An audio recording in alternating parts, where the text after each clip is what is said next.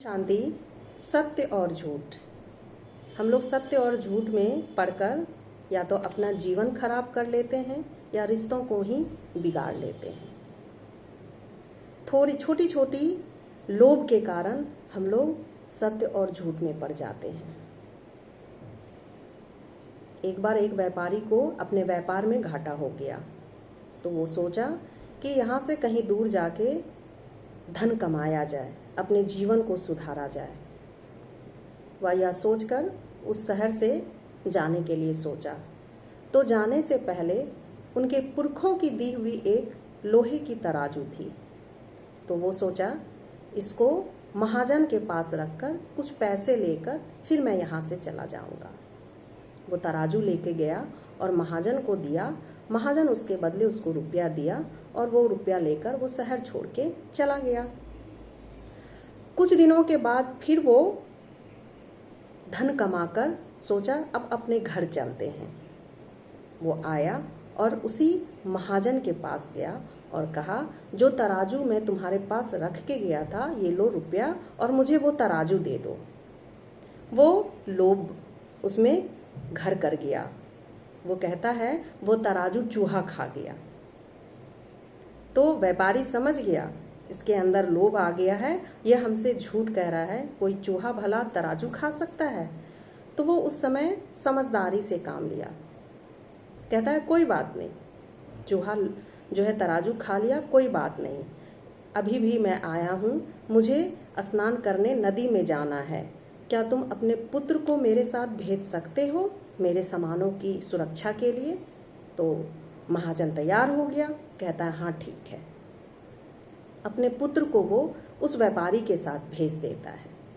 वो नदी के पास जो एक गुफा है उस जगह उसके पुत्र को छुपा देता है और स्वयं नहा के अकेले महाजन के पास वो व्यापारी आ जाता है। तो महाजन कहता है मेरा पुत्र कहाँ है? तो वो व्यापारी कहता है कि तुम्हारे पुत्र को चील उठा के लेके चले गए। तो महाजन जोर से उसे गुस्सा आया और कहता है तुम झूठ बोल रहे हो, कोई चील उतने बड़े बच्चे को उठा के लेके जाएगा? तो व्यापारी कहता है कि जिस तरह तराजू को कोई चूहा खा सकता है, वैसे ही तो उस बच्चे को चील उठा के ले जा ही सकता है।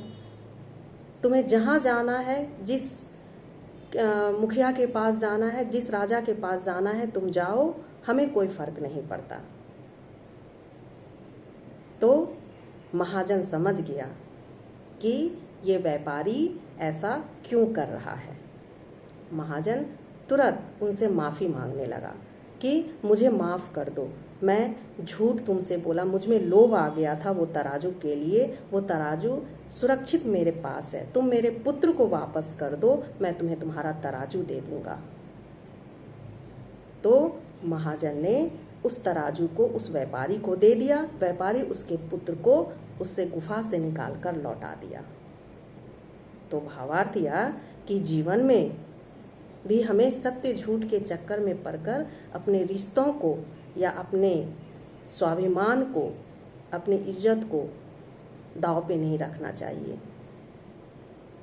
क्योंकि ये लोभ सबसे बुरी चीज है, जीवन को पतन की ओर ले जाता है। और किसी के बातों में आकर भी कभी किसी से झूठ नहीं कहना चाहिए।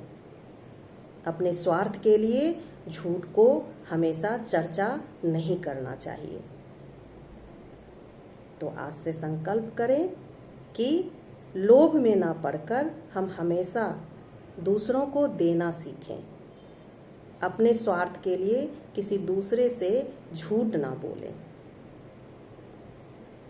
तो जीवन हमेशा परमात्मा के लिए अच्छा रहेगा और परमात्मा की नज़र में भी हम बच्चे अच्छे बने रहेंगे। ओम शांति।